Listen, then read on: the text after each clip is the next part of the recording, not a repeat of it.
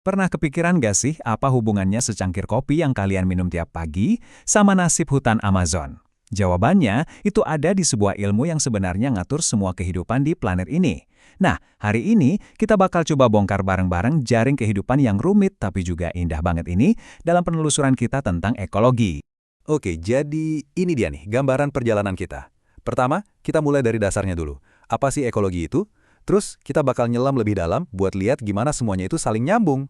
Nah, abis itu kita dengerin sinyal-sinyal bahaya dari bumi, kita renungin peran kita sebagai manusia, dan terakhir, kita lihat langsung krisis yang terjadi di negeri kita sendiri. Yuk kita mulai dari dasarnya. Apa sih sebenarnya ekologi itu? Dan kenapa ilmu ini penting banget buat kita pahami? Kedengarannya emang kayak teka-teki ya, lebah, hutan Amazon, secangkir kopi, apa coba hubungannya? Tapi pertanyaan ini, justru ini intinya. Jawaban sederhananya, semuanya itu terhubung. Nah, ilmu yang mempelajari semua koneksi yang kadang nggak kelihatan inilah yang kita sebut ekologi. Jadi, kalau kita bedah katanya, ini asalnya dari bahasa Yunani kuno. Ada oikos, yang artinya rumah, dan logos, artinya ilmu. Jadi, gampangnya, ekologi itu ya ilmu tentang rumah kita. Tapi bukan rumah dalam arti bangunan ya, melainkan seluruh planet ini, dan gimana semua isinya, semua penghuninya, berinteraksi satu sama lain. Nah, dalam ekologi, dunia kita ini kayak punya dua bagian yang, ya ibaratnya saling menari. Di satu sisi, ada yang namanya komponen biotik. Ini semua yang hidup. Kita, hewan, tumbuhan, semuanya. Di sisi lain, ada komponen abiotik. Ini yang nggak hidup. Contohnya air, tanah, sinar matahari. Tarian antara yang hidup dan yang nggak hidup inilah yang bikin kehidupan jadi seperti yang kita kenal sekarang. Oke, sekarang yuk kita lihat lebih dekat lagi gimana tarian ini ngebentuk sebuah jaring raksasa di mana semuanya saling bergantung. Coba deh bayangin, ada sebuah jaring laba-laba super raksasa yang nyelimutin planet kita. Nah, setiap makhluk hidup, mulai dari bakteri paling kecil di tanah sampai elang yang terbang tinggi di langit, itu tuh kayak satu simpul di jaring itu. Kalau kita sentuh satu benang aja, getarannya bakal kerasa ke seluruh jaring. Nah, itulah intinya. Setiap tindakan, sekecil apapun itu, pasti ada efeknya. Oke, kita mulai dari yang paling dramatis kali ya, predasi. Hubungan mangsa dan pemangsa. Contoh klasiknya, singa dan kijang. Ini tuh bukan sekedar soal kekerasan loh, ini cara alam ngatur dirinya sendiri. Coba bayangin, kalau nggak ada singa, populasi kijang bisa meledak, terus semua tumbuhan dimakan habis, tanah jadi tandus. Sebaliknya, kalau nggak ada kijang, ya singanya kelaparan. Ini tarian hidup dan mati yang justru ngejaga ekosistem tetap seimbang. Terus ada juga hubungan yang ya bisa dibilang lebih gelap, parasitisme. Contohnya Plasmodium, parasit super kecil yang dibawa nyamuk.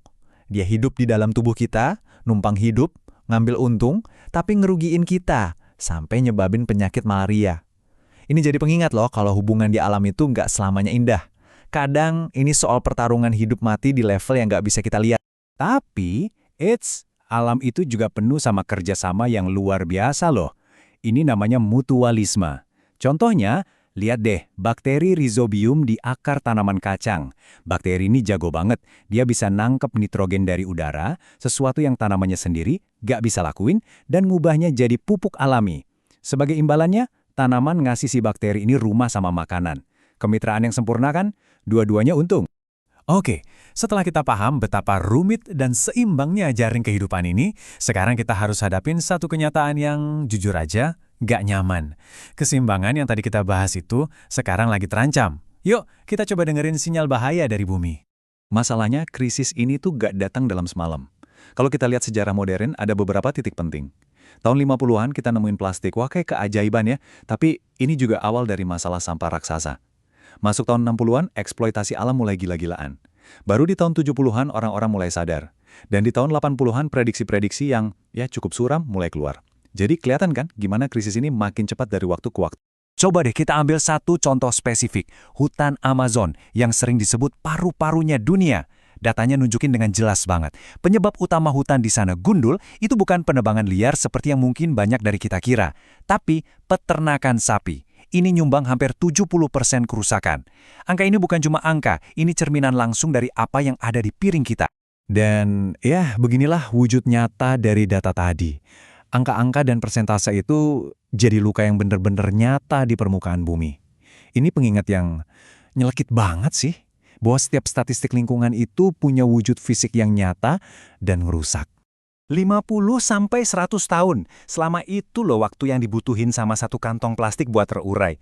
Coba sekarang bayangin, setiap kantong plastik yang pernah kita pakai seumur hidup kita, kemungkinan besar semuanya itu masih ada di luar sana, dan bakal tetap ada, bahkan lama setelah kita udah nggak ada lagi.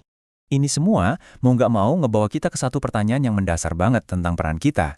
Dengan semua pengetahuan yang kita punya, kita ini sebenarnya penjaga planet ini atau justru jadi perusaknya?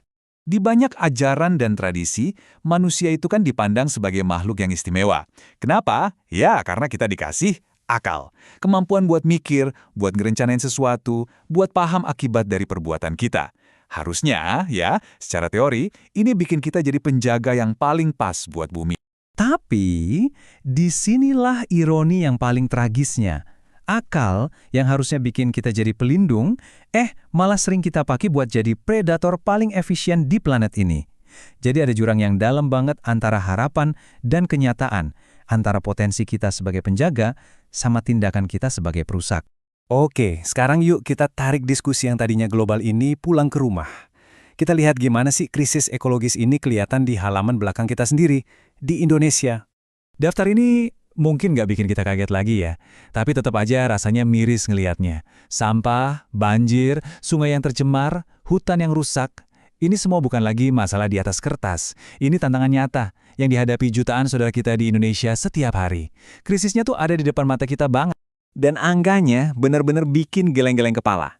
Tiap tahun kita kehilangan hutan lebih dari 1 juta hektar. Dan yang lebih bikin nyesek, 90% kebakaran hutan dan lahan itu disengaja oleh manusia. Ini bukan lagi bencana alam, ini bencana yang kita buat sendiri. Nah, ini dia salah satu dampaknya yang kelihatan jelas. Abrasi. Pelan-pelan, tapi pasti, daratan kita kegerus, garis pantai kita hilang, dan masyarakat di pesisir jadi terancam.